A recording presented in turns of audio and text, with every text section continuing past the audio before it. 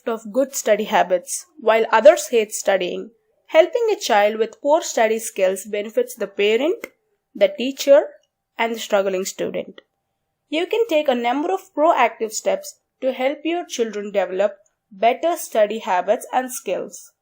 Remember, discipline is important, but your child will do their best work if they are motivated by the joy of learning.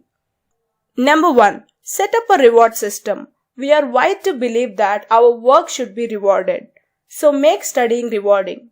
Make sure that you clearly explain how the system works. Then stick to that system. There are 2 ways to bribe your kids. Tell your child that if they study, they can get something. For instance, if they study for an hour today, they can get a chocolate bar or an extra 30 minutes of free time. Tell your child if they don't study, then they don't get something. For instance, if they don't study for an hour today, they don't get to catch up with their friends. Number 2. Inspire your children with goals. Studying can feel pointless and abstract for children when they don't see where it is all leading. Make sure that they understand where studying can take them. Talk to them about how studying can improve their grades, which will in turn increase the amount of colleges they can go to, which can empower them to do anything they might want to do in the future. Number 3. Enroll your child for subjects that they are interested. If your daughter hates doing her English homework but spends hours working on science experiments, consider enrolling her in a science camp or a STEM youth program. If your son doesn't like to study for his tests but jumps at the chance to practice playing music, encourage his musical development by enrolling him in a youth orchestra or hiring a music tutor. If you make it clear that your child must maintain some level of engagement in the boring classes to keep clearing about what they love, you may be able to teach a sort of working discipline by getting your kid excited to learn. Number 4.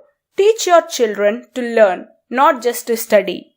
Encourage them to learn new things every day, even if they are small things. All the studying in the world will be empty rigor if your child doesn't understand what it means to learn. Show your child the joy of learning, and you may not need to make them study. Take your child to public spaces that will stimulate their mind.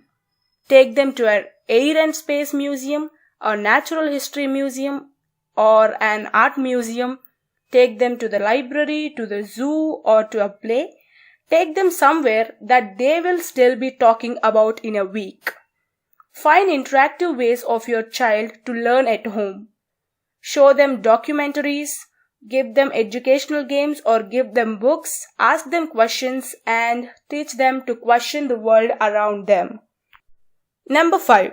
Find fun ways to study. Use flashcards, a personalized study guide or sticky notes around your child's room. You can even encourage your kid to study with friends over email. Think out of the box. Perhaps the material isn't the reason that your child doesn't like to do study. Isn't it the reason? Yes, it's the way that the material is laid out, so that kids mostly don't prefer to study materials. Try different methods and tweak your child's study system until it works.